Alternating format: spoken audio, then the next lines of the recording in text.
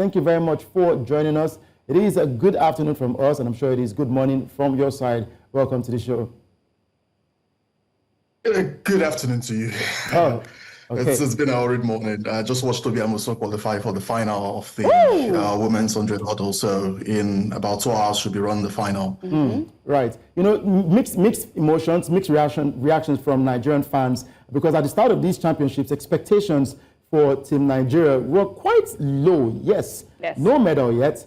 But based on the performances so far, of course, Tobi Amusan making it to the finals, how would you rate the team's overall showing in Tokyo? Because we know we talked about Thunder striking twice, but look, it doesn't look like it's going to happen. We should have done something great at this time around in Tokyo.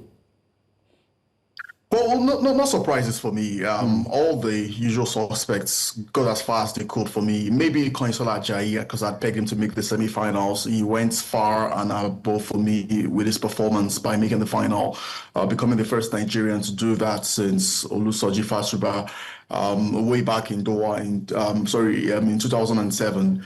Right, the Osaka World Championships. But more importantly, it's seeing the likes of Nathaniel Ezekiel go through with ease in his own heat. Chukwuebuka Enekwechi also finishing in the final in the shot put. It would have been a far-fetch if he was going to win a medal there, considering how dominant the US are in the shot put. The amateur Oyesade Olatoye gave her all. Tried to make the final. She had thrown 70 meters this year, and which was what would have seen her qualify for the final. Just did not click for her in that regard. She's won that, as put together a series of competitions all through the year, and has done well for herself. So, but I mean, you're also talking about strategy. You're talking about planning, how well Team Nigerian officials also gauge the schedule of these athletes. So you look at someone like Samuel Ogazi, who was the NCAA champion. On no account should he not be making the semi-final at the very least of major championships. But of course, we talked about injury and him saying that he felt something. Typically, they would want to protect him. He says he would have been willing to skip the World Championships, considering he doesn't like running with injury, but they convinced him to run. We saw the showing, he couldn't make the semi-finals. And this is someone that made the final of the Olympics last year in the 400 meters, and he has gotten better and better, but injury happens, and there's nothing wrong with it, right? So generally, I haven't really been surprised. I mean, the usual suspect to win a medal for us. Maybe it's Brume not making the final of the women's long jump on Saturday was a huge surprise for me. Tobi Amusan certainly a shoe-in to win a medal. After potentially putting away what happened to her, or putting behind what happened to her at the World Championship in Budapest 2 years ago, prior to the whole whereabouts issues going into that World Championship. So hopefully in 2 hours' time, we'll get our first medal of this World Championships. All right, 2 hours. The clock is ticking, and I'm sure that you're depending on Tobi Amusan Deji. Let's not put too much pressure on her, but let's reel out those that have, we've seen disappointments. Esa Brume, I never would have thought that Esa Brume would end that position which she finished at, not to talk of our teenage sensation, Pristina Chonogo. And we've seen disappointments from the throws and all. Yes, we saw that coming indeed. But Samuel Ogazi's situation caught my interest. He said he had an injury. He told, of course, the administrators there, the team manager, that he had an injury and could not run, but he was forced. Deji, please, for the fact that he finished 5th, another disappointment for us, what does it say about athlete management, the decision-making within Team Nigeria especially? Well, in the end, it's a very subjective call. Ultimately, track, as much as it's an individual sport, is also tied to your nationality, because the biggest events are the Olympics and the World Championships, and you have to compete for your country, not individually. Most likely, if he was running a Diamond League and he felt a niggle, his coach would have told him not to risk running that event.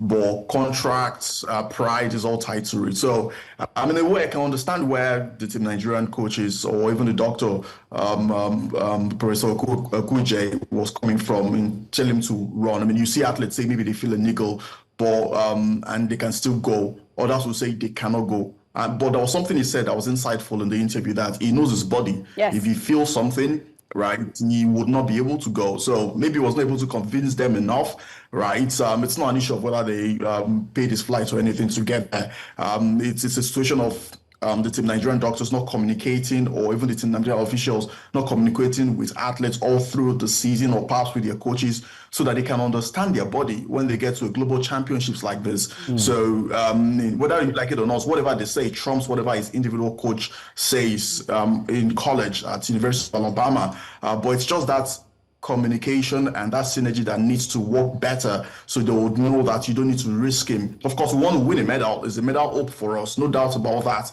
right? The same thing, perhaps, let's put a high-profile athlete, for example, and say Tobi Amusan feels the niggle and says she can run. They would not force her, most likely not to run, because, I mean, she has proved herself in the past. So it's different circumstances for different people. I mean, I've seen situations happen to people like that in different countries, where even they personally say they want to run while injured because they know how difficult it is to make another team for that country, or perhaps they know that they would not get another chance, or perhaps they know running will make them lose a contract from their shoe contracts, right? So, I mean, it's not a straight line. Bottom line is that my preference would have been for them to let him not run and save himself. I mean, there will be more World Championships. There's China in 2027. There's the Commonwealth Games next year too. There's the African Championships next year. So eventually he ended up running, and of course we saw the result. All right, let's take this case with that of Gillian Alfred. Remember that in that 100 meters, she did say she also felt a hamstring, but she got the bronze medal. And now there's an announcement that she has withdrawn from the 200 meters. What do Nigeria stand to lose if they have just announced that Samuel Ogazi, after listening to him, taking into cognizance his reservations about running and the injury, what do they stand to lose if they announce that he had withdrawn from that 400 meters race?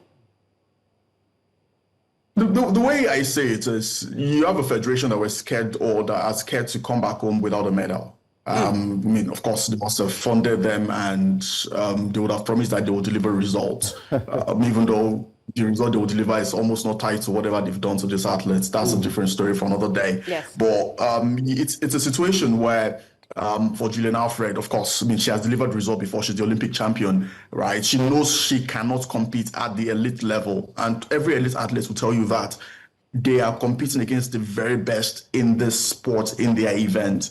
If you know you are not 100% fit, don't go out there. And we've seen that happen many times, right? So, I mean, of course, it's I wouldn't say the shame from the federation to force Ogazi to run, but it's a similar situation with Gillian Alfred. This is someone that would love to win a double medal, right? She did so at the Olympics last year, but your body is important. You can't run your body down just because of your ambitions, right? And the ambitions from Team Nigeria was greater than Samuel Ogazi's injury, and only God knows if he has aggravated the injury, which I pray it doesn't, because it seems like an hamstring injury, and that means that it's definitely closing out the season, and perhaps will affect preparation for the start of the indoor season next year.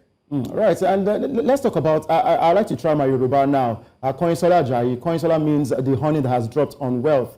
And of course, it's a wealthy situation for Nigeria. He has now run 6 sub-10s this season, all of them in 2025, ranging from 9.96 seconds down to personal best of 9.88 seconds. Now, not many athletes can deliver this kind of consistency in a single season, especially while still scratching the surface. He has not even started yet.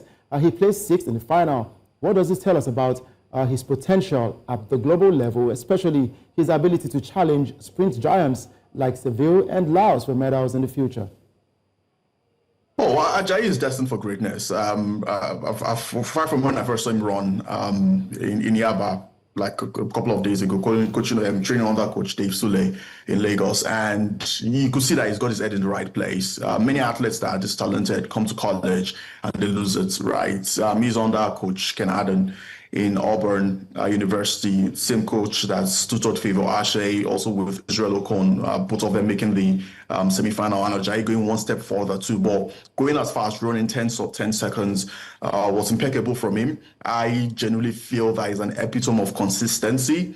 So interestingly, the man that he beats in the final, Kanyinsola Ajayi, has got that mantra of consistency. He haven't made a global final for the last 10 years since the Rio Olympics. And when I mean global final, I mean the World Championships and the Olympic in every single year, right? So Ajayi is one that you can guarantee that will do that, but making the right decision is key to that consistency. I don't know whether he's going to forgo his eligibility and turn pro since he's made the World Championships final, or perhaps he goes to do one more year in college, win the NCAA title, get a major brand, and perhaps pick a coach to train him for the Commonwealth Games and subsequent World Championships in the future. That's a decision that could make or mar any athlete, and that's one of the major decisions that kind of hampers most Nigerian athletes. You see the South Africans, the Botswanas, they remain in Africa and train, right, with the coaches that understand their body. But one crucial detail is, as much as, like I said before, track is an individual sport, it's also nationalistic, right? If you stick to an American coach, I mean, there's nothing to say that he would not train you well. But most likely, if he's also got a star American in his camp, right, his focus will most likely be on him to win a medal compared to you. That doesn't mean he doesn't want you to win a medal, but you'll be representing Nigeria, right? Tobi Amusan was lucky enough to have a Jamaican in Lasena Golden Clark to train her, and we could see the progress, right? But actually someone like Udodi Onwuzurike, who was with Lance Broman in the same camp as Noah Lyles, right? There are situations where, I mean, it doesn't mean Lance Broman is not training him well, but Noah Lyles is Lance Broman's focus, right? And you cannot divide that attention. It will never be there, even though there are so many benefits being in such a camp, but there's also repercussion too. So like I said, I mean, picking the right coach after college to turn pro is very crucial. And you could see it in the final, right, where the likes of Oblique Seville, trained by Glenn Mills, Usain Bolt's coach in Jamaica, Kishan Thompson, trained by Stephen Francis, the man that tutored Asafa Powell, Shelley and Fraser Price, Ellen Thompson era in the final. Noah Lyles winning charge with Lance Broman, a professional coach. Kenny Brenerick with Dennis Mitchell, the man that coaches Shakari Richardson too. So you see that difference there, like when it matters the most, when you need to win medal, it's not just talent alone. You need a coach that's well experienced and can focus on you. Now, that's the other side of the divide, where you've got someone like Leslie Tepogo, who is immensely talented and is training in Botswana with Coach Dusi, who you wouldn't call him an elite coach, but was also able to produce an Olympic gold medal. So that decision can be there, right? Who says Kanyinsola cannot come back to Nigeria and train under Coach Dave Sule as his professional coach, right? Because he understands his body. You get, so it's now understanding that choice, and when he makes it, make or mar him, basically.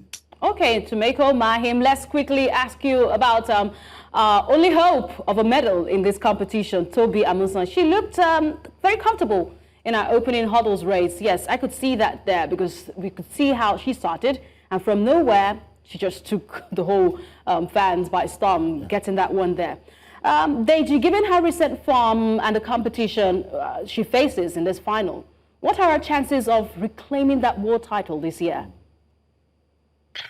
Well, pretty good compared to last year in Paris, where she didn't make the final. Like I talked about, she just ran the semi-finals 15 minutes ago, and this is the most confident I've seen Tobi since 2022 at the Global Championships. 12:36, pretty easy, shot it down, I think, after 80 meters, right? But she's got great stack to fight against, and also Marcel Russell, who's the world leader this year. It wouldn't be easy for her. I think I would have to check and confirm Akira Nugent, the Jamaican kid on the block, also perhaps did not make the final. That's Nadine Visa, who she beat in the semi-final, right? But I mean, one thing is almost certain: Tobi will get the medal. Whether it's gold, it most likely will not happen. But I'm pretty optimistic that if she puts up a very good race, Tobi can win gold. Oh, yes, of course. That's our medal hopeful there. And we have this confidence that she will, isn't it, Udoka? Of course, we know that Tobi can actually gold, silver, bronze. She is well experienced to help Nigeria finish in that good stead. But yeah, we look forward to that final and expecting all the best for Tobi Amusan.